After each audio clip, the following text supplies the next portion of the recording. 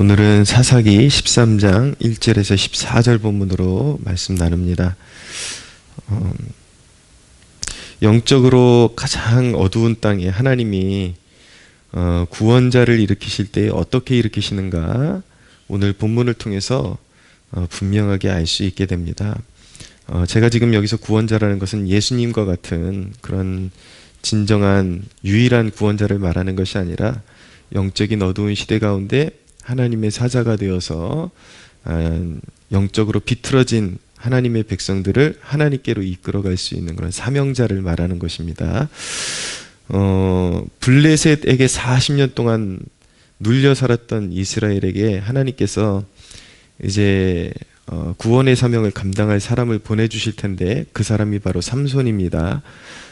이제 삼손이 어떤 배경 속에서 태어나게 되는가 그것을 말씀하고 있는 것입니다. 하나님께서 어떤 역사를 통해서 어떤 배경 가운데 그런 구원의 사명을 가진 자를 보내주셨는가 그것을 우리가 지켜보는 것이 굉장히 중요한데 3절에 보면은 여호와의 사자가 이제 단지파 마노아라는 사람의 아내를 이야기하는 것입니다. 그 여인에게 나타나서 그에게 이르시되 보라 내가 본래 임신하지 못함으로 출산하지 못하였으나 이제 임신하여 아들을 낳을 것이다. 본래 임신하지 못했던 여인을 찾아서 하나님께서 구원의 사명을 감당할 사람을 이제 보내주십니다. 삼손이라고 말씀드렸죠. 이 여인은 마노아라는 사람의 아내였고요. 성경에는 이 마노아의 아내뿐만 아니라 임신하지 못하는 여인에 대한 이야기가 자주 나옵니다. 우리가 대표적으로 알고 있는 사무엘의 어머니, 그리고 세례 요한의 어머니, 성경을 읽다 보면은 생각보다 자주 이렇게 임신하지 못했던 여인에게 잉태하게 하시는 하나님에 관한 역사, 그런 이야기들이 사건을 자주 다루는 것을 볼 수가 있는데 그 이유는 자식이 없음으로 인해서 그 애통함에서 나오는 기도를 하나님이 사용하시는 것입니다.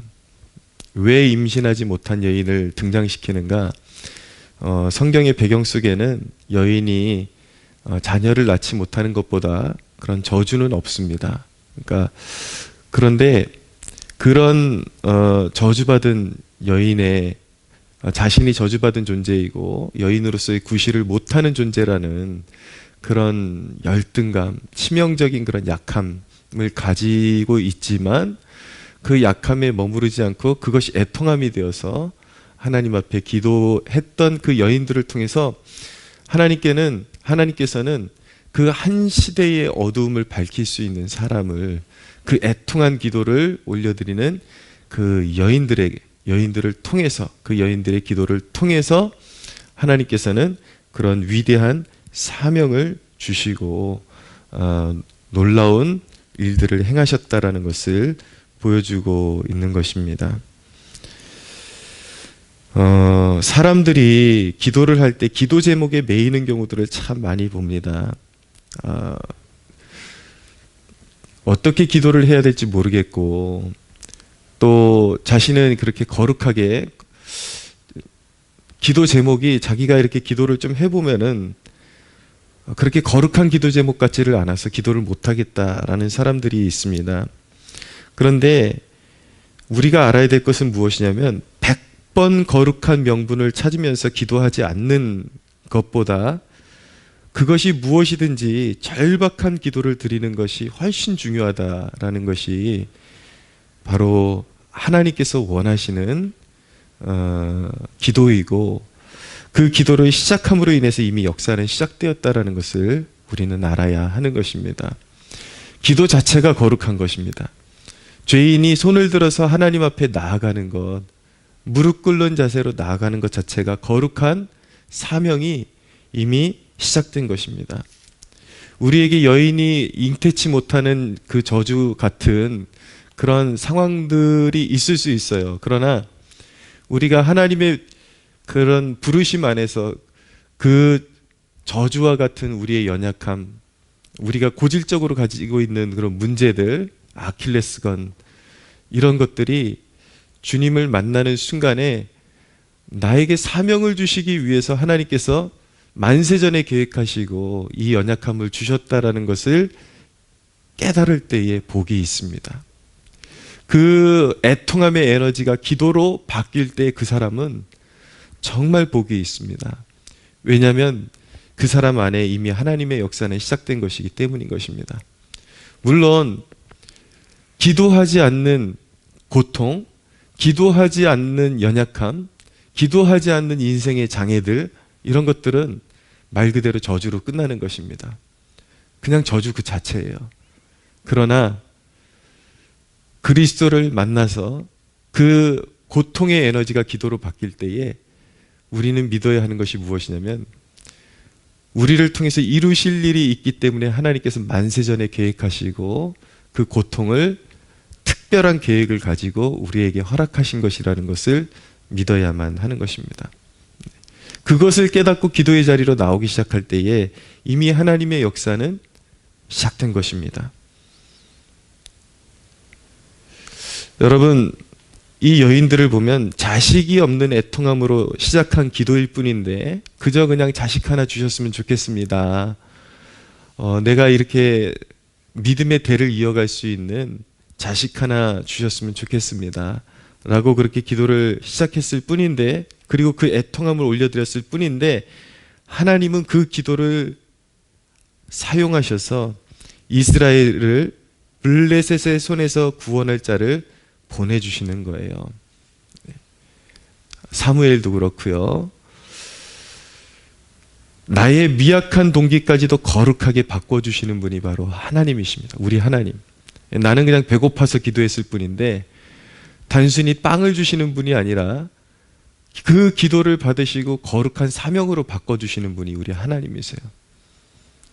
그러니까 기도하는 것이 얼마나 중요한지 알겠죠. 제가 어저께 수요 중보 모임 하면서 역시나 이런 기도에 대한 그런 메시지를 또 전했는데, 여기 교회에 가끔씩 아주 새파랗게 젊은 사람들이 돈 달라고 오는 사람들이 있습니다. 그럼 너무 어려운 사람들은 조여주는데 제가 꼭 한마디씩 해요. 기도하면 도와주시는데 왜 그 젊은 나이에 이러고 다니냐. 기도해라. 그렇게 이야기를 하면 꼭 돌아오는 얘기가 있습니다. 판박이처럼 돌아오는 얘기가 있습니다. 이전에 교회도 나가봤고 해봤는데 다 소용없더라는 거예요. 그래서 제가 꼭 확인하는 것이 있습니다. 그러면 당신은 예수님을 구주로 영접하고 당신의 삶을 주님께 헌신했느냐? 당연히 아니죠. 100% 아니죠. 아니라 그러죠, 당연히. 당신이 구주께 예수님께 삶을 헌신한 적도 없고 그 믿음을 가지고 기도로 부르짖어 본 적도 없는데 언제 당신이 부르짖어 봤다고 기도가 소용없다 그러고, 언제 당신이 헌신했다고 하나님 앞에 매달리는 것이 소용없다라고 그렇게 단정을 짓느냐. 그리고 하나님이 소용없다라고 하는 사람들이 교회에 와서 손 벌리는 것도 참 웃기지 않습니까? 여러분, 드리고 싶은 말씀은 이것입니다. 여러분이 기도를 시작한 것은 여러분들이 생각하고 있는 것보다 위대한 사명이 여러분들 안에서 태동하고 있는 것입니다. 근데 드리고 싶은 말씀은 무엇이냐면, 아침에 오셨으면 좀 부르짖으세요. 그냥 자리 채우기 위해서 나온 사람들처럼 그렇게 기도하지 마시고 좀 부르짖으세요. 애통한 마음 가지고. 그냥 시간만 때우다가 그냥 그렇게 가가지고 시간이 꽤 흐른 어느 날 그래도 남들보다 애써서 새벽 기도까지 나가봤는데 별거 없더라. 그렇게 하나님 영광 가리지 말고 부르짖으세요. 우리 교회는 부르짖는 교회입니다. 기도의 불이 살아나야 교회에도 부흥이 오고 여러분들 개인의 삶 가운데도 부흥이 옵니다. 이미 하나님께서 정말 여러분들이 생각하는 것보다 여러분들이 생각지 못한 놀라운 계획을 가지고 여러분들을 기도의 자리로 부르셨는데 하루하루 와가지고 그냥 무의미한 이 아까운 시간, 여기 오시는데 얼마나 에너지가 소모되고 육체의 한계를 극복하면서 여기까지 오셨습니까? 근데 부르짖지 않고 정말 하나님 앞에 한번 완전 애통함으로 매달려 보지 않고 그렇게 돌아가는 게 얼마나 여러모로 낭비입니까? 육체적으로 힘든 거, 피곤한 거, 극복한 거 낭비, 여기까지 오는데 시간 낭비, 에너지 낭비. 오셨으면 하늘문이 열리도록 한번 기도해 보십시오. 우리를 불쌍히 여겨주시고 우리 삶 가운데 하나님의 그런 계획하심이 나타나게 하옵소서. 내가 무엇을 기도해야 할지 몰라서 지금 당면한 그런 문제 그냥 해결해 달라고 나왔습니다. 하나님, 지금은 생각나는 게 그거밖에 없습니다. 해결해 주십시오. 그러나 단순히 나의 문제 해결하는 그 선이 아니라 하나님의 계획, 나의 가족을 여기까지 이끌어 주시고 이렇게 기도의 자리에 나올 수밖에 없는 그 무언가를 허락하신 하나님의 뜻이 있을 것 아닙니까? 하나님 좀 보여주십시오. 길을 열어주십시오. 그렇게 기도할 수 있는 여러분들 되시기를 바랍니다. 할렐루야. 네. 여러분, 하나님이 사용하시기를 원하는 사람에게 요구하시는 것이 있습니다. 3절 4절을 보십시오.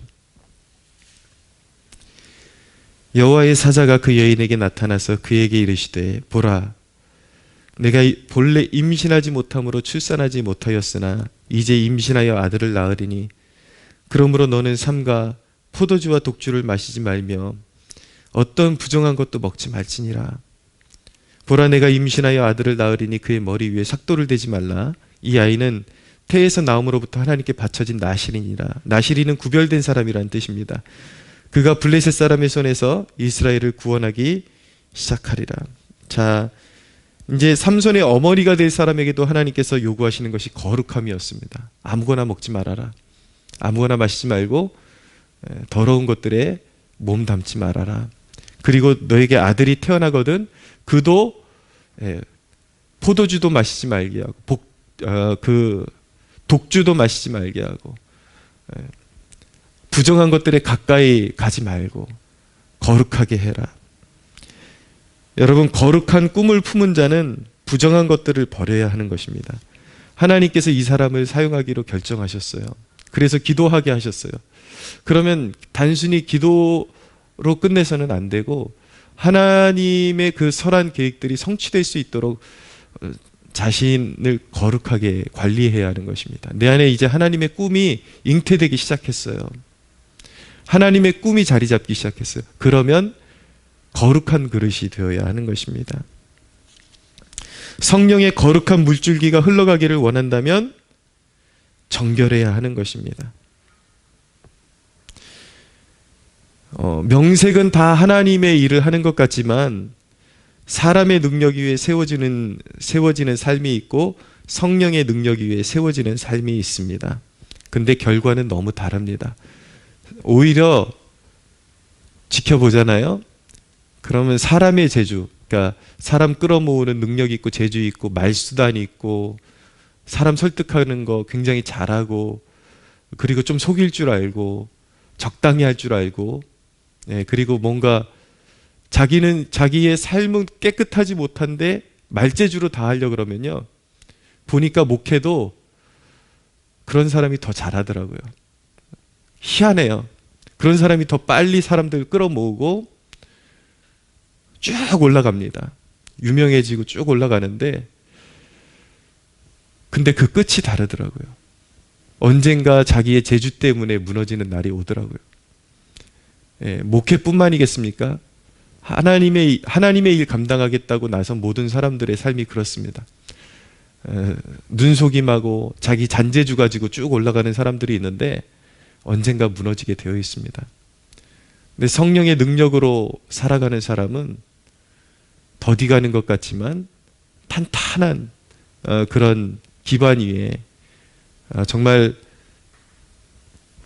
하나님의 귀한 그런 알곡 같은 열매, 하나님께서 주시는 알곡 같은 열매들을 맺으면서 탄탄하게 그렇게 세워지게 되어 있습니다. 마틴 로이드 존스 목사님이 이런 말을 남겼습니다. 준비되지 않은 사람이 성공하는 것보다 위험한 것은 없다고 했습니다. 빨리 성공하는 것보다 탄탄하게 준비되는 것이 훨씬 중요합니다.